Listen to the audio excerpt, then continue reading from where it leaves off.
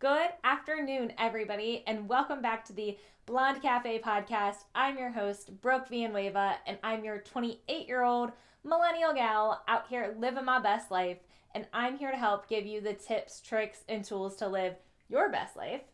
And today we are doing the spring refresh part 2. So, in case you don't know, we did a previous video on spring refresh part 1, and that was all about, decluttering your closet, getting your closet ready for a whole new year, new spring, new summer, new you, or same you, but just with a better closet. It was all about decluttering your wardrobe, how to make the most of what you've got. Maybe you want to add a few new pieces in. Maybe you really want to hone in on your style because we're bringing that main character energy, you guys. So that's what we're bringing into part 2.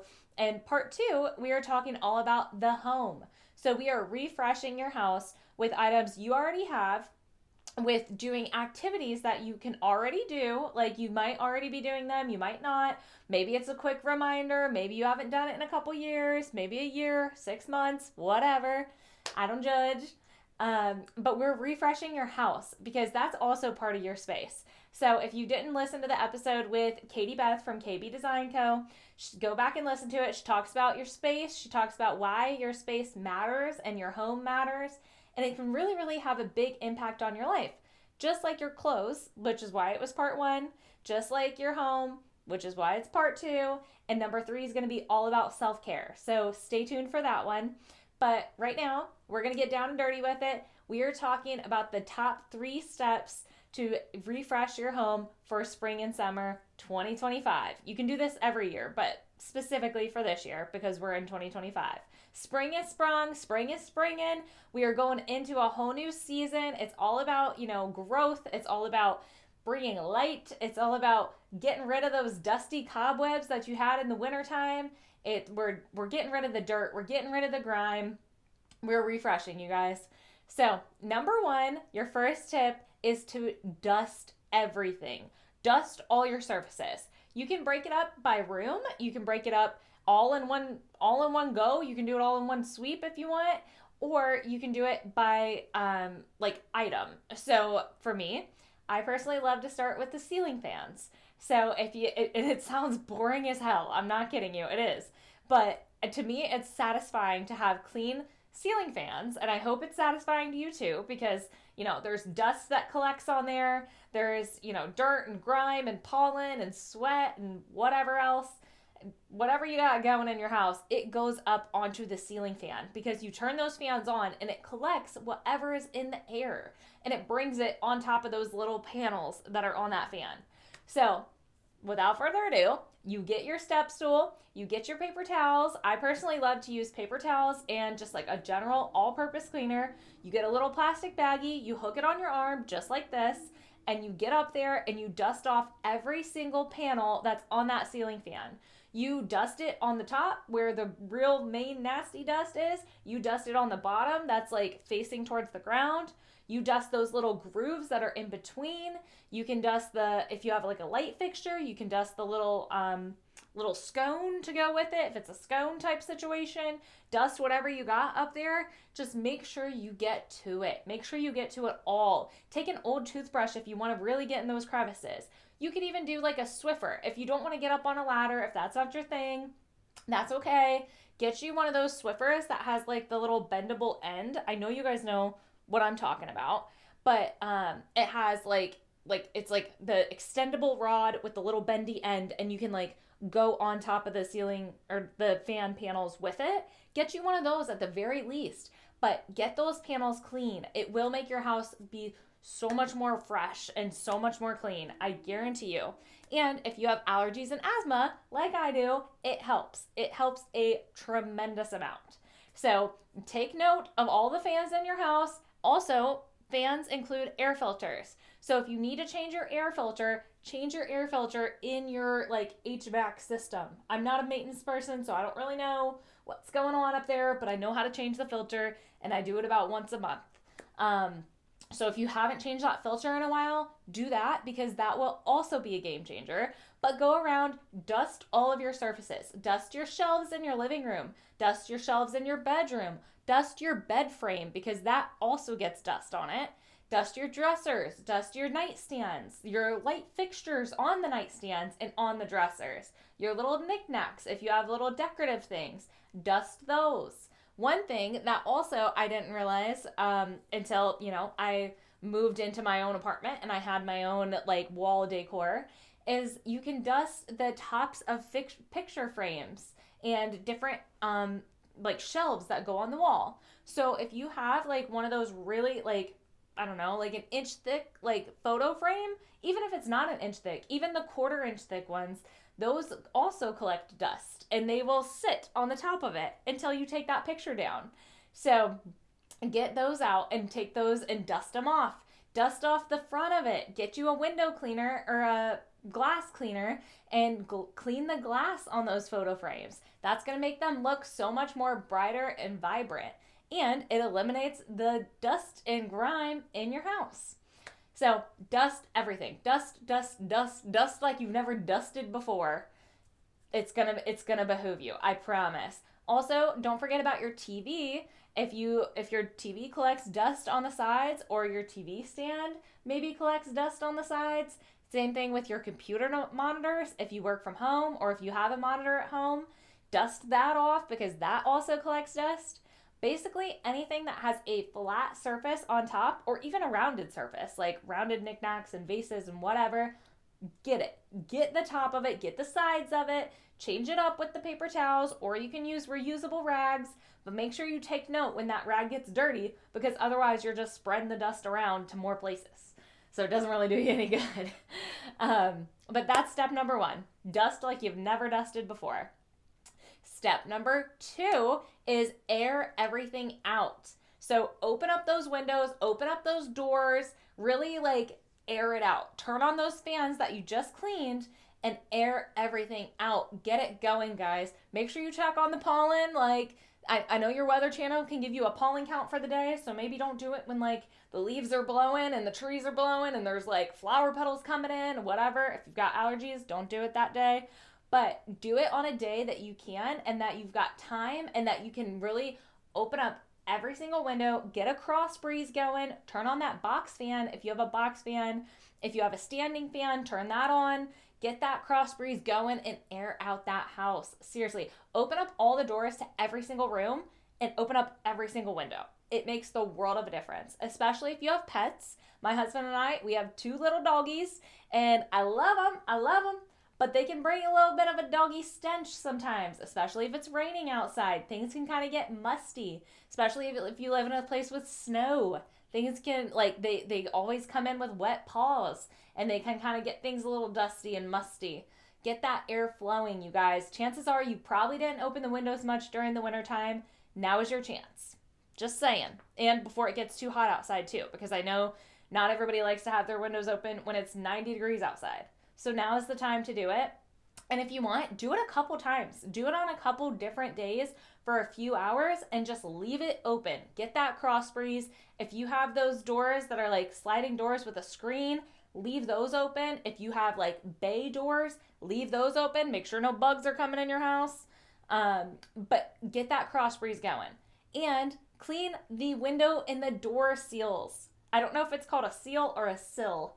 I don't know. That just might be like Midwest / like Southern twang coming in. Windowsill. If you know, drop it in the comments because I don't know.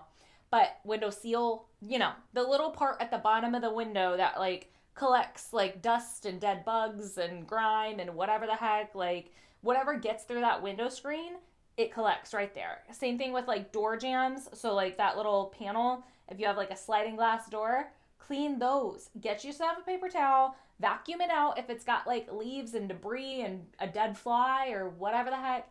Vacuum it out first and then take a paper towel and wipe it down because that is the biggest culprit also for collecting dust and dirt and grime.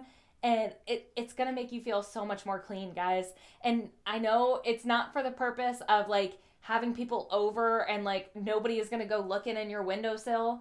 Like, I get it, but it's for your peace of mind. It's for your well-being, especially if you got allergies and asthma. Even if you don't, it's for your cleanliness. It's for your home. It's to keep it fresh and not stale. Trust me. Please trust me on this. Okay? So, number 2, air everything out and clean the window and the door seals.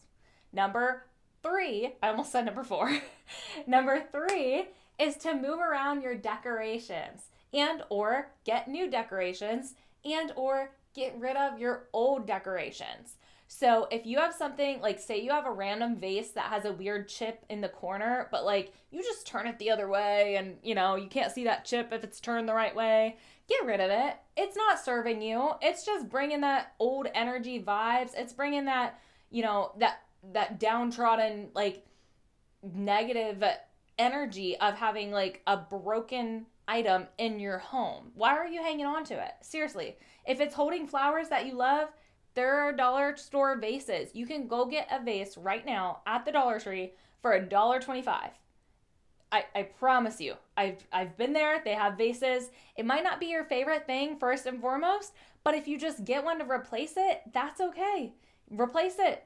It's $1. Or if you want to save up money and get a nicer one. I don't know what the fancy home stores are nowadays, but if you want to save up money and get a really nice one, save up money, get yourself a Dollar Tree one. In the meantime, you'll have it for a couple months and then you'll forget you ever had it. And go to TJ Maxx. They have so many cute things at TJ Maxx. Check out the clearance aisle. Make sure none of them are broken, but sometimes they have stuff on clearance that's maybe from last season that it looks new season to you. Nobody knows the difference. But go to TJ Maxx, go to Home Goods. There's also cute stuff at Five Below. Walmart now has really cute home stuff. Target, Kroger sometimes, if you have like a big Kroger, like the Superstore one. There's so many Big Lots, honestly. I think they're going out of business, and I think also some Kohl's stores are going out of business too, so you might be able to find some good deals. But get yourself a new vase. If it's broken, throw it away. Give it to Goodwill. Maybe somebody will fix it. If it seems fixable, sometimes they won't take it. I don't like to give a lot of broken and old stuff to Goodwill because, everybody deserves to have a nice item, but get rid of it. Bottom line, get rid of it if it's broken. Also, if it no longer sparks joy. I told you I'm Marie Kondo and you all. I am. If you don't know who she is, she's the famous lady on, I think it was Netflix.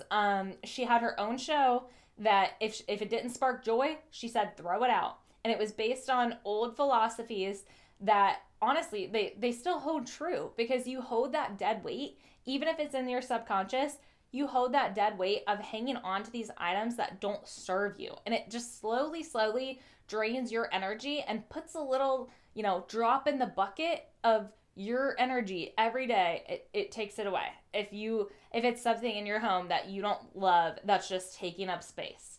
So get rid of the old. If you don't like it, even like it doesn't have to be broken, it doesn't have to be stained, it doesn't have to be whatever. If you just don't like it anymore, or maybe it's old to you, maybe you've had it for 10 years and you're just over it, do it. Get rid of it.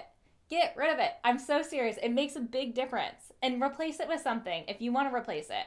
You can also rearrange things that you already have. And the super hack for this is if you move items from room to room. So say you have like a decorative piece in your bathroom or in your guest room and you want to move it to the living room. Or maybe you want to move some photo frames around. Maybe you want to create a gallery wall. Maybe you want to disassemble your gallery wall and place things around different parts of the house. You can use the items that you already have to make your space look like new. And think if you guys are thinking I'm like kind of phony on this, like, and you're like, it doesn't really matter, like my space doesn't matter. Think to where you go on vacation or when you're in a different spot, in a different location. Maybe you're at a friend's house.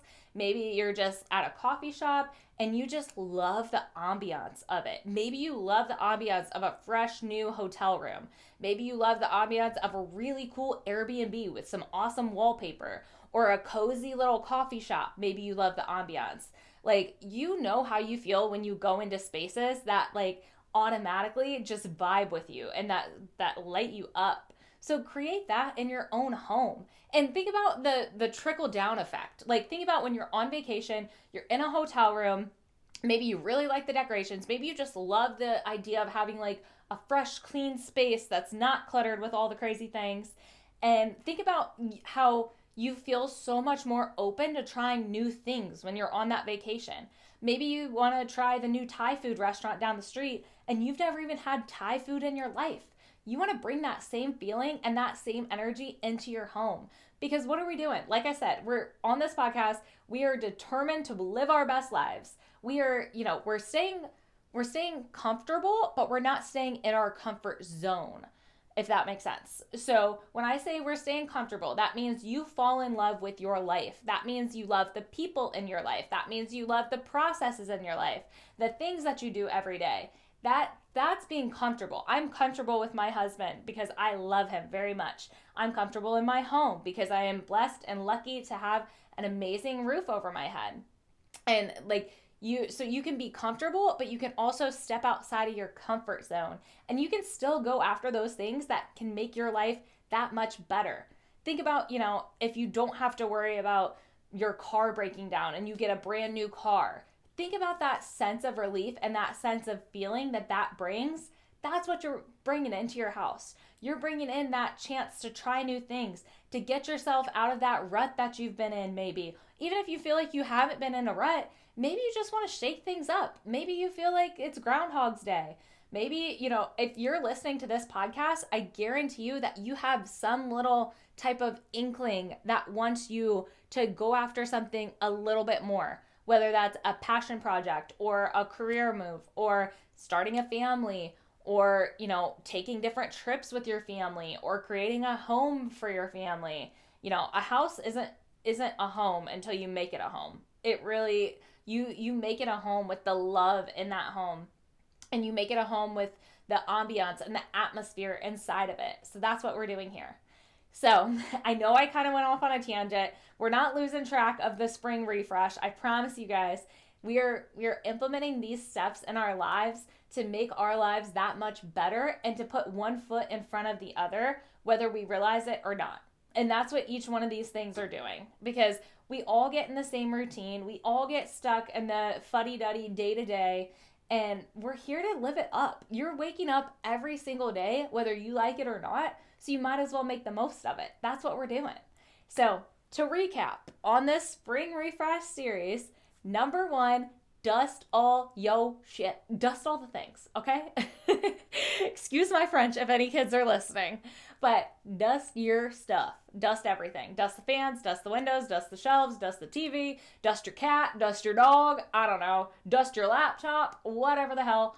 Dust your shit, okay? Number 1. Number 2, air everything out. Get those windows open. Get those doors open. Air it out for a few hours. Do it twice over. Do it once a week. Whatever you want to do until it gets hot. Air it out after you dust everything. And then dust some more, because you're probably bringing in a little bit of pollen, a little bit of debris. So don't forget to dust again. But air it out. Clean out those window seals. Clean out those door seals. Air it out, guys. Number 3, refresh your decorations. Use the stuff you already have, mix and match, twist it around, put it in different spots. Get rid of stuff that no longer brings joy to your life, whether it's broken, stained, old, you just simply don't like it anymore. Get rid of it. Chances are you're not going to die without it. Chances are, if you are, and it's something that holds joy and holds value to you, but you feel like you want to get rid of it, replace it with something, either your favorite thing, if you've got the cash to spend it right then and buy your new one, or if you don't, save up for whatever thing that you want, but you can get a makeshift one in the meantime. Dollar store, guys, Five Below, TJ Maxx, Walmart, Target. You can refresh your space for literally under $10. And the littlest changes make the biggest difference. Like I said, if you don't believe me and you can't get in that headspace, think of the headspace that you're in when you're on vacation, or when you visit a friend's house, or when you go to a coffee shop that you love and that you're vibing with, or even a sandwich shop, even a restaurant that you enjoy being in. We are affected by our surroundings, whether you like it or not. And I know back in the day, it was like caveman in a cave, and you can't really decorate a cave that well. But think about, the drawings that they had on the walls. I know that was like their writing and communication, but that was like some sort of ambiance. And I'm sure that some DIY caveman woman, stacked her rocks in the way that she liked, or she, brought in flowers from the field to make it feel pretty. I guarantee you she did that. I don't know. I'm just saying, I might be making this up in my head, but If you haven't listened to the episode with Katie Beth from KB Design, she talks about it too, how there's very important philosophies that impact your subconscious mind and that impact your day-to-day life, whether you know it or not, and it's impacted by your home. So that's what we're doing. We're refreshing for spring. We're refreshing our closet. If you haven't listened to that video, go back and listen to it. We're refreshing our home. That's this video. And number 3 is going to be refreshing our self-care. And we're deep diving it. We're doing all the beauty things. So if you guys want to stay tuned, if you want to listen in, follow us on Instagram. I'm posting every single day. You can keep up with me. I post funny things. I post relatable things. I post previews of episodes. Follow us on Instagram. Follow us on TikTok. Follow us on YouTube, Spotify, Apple Podcasts. We're on all the things. Blonde Cafe. Don't forget it. You're going to know it. You're going to love it. We're still coming out with our merch. Stay tuned for that. I'm working on it behind the scenes, guys. I'm building the website from scratch. I'm figuring out all the shipping details. So we're doing it. Get ready. I'm so excited. There's so many awesome things on the horizon. Thank you guys for listening, and I'll talk to you guys soon. Bye, guys.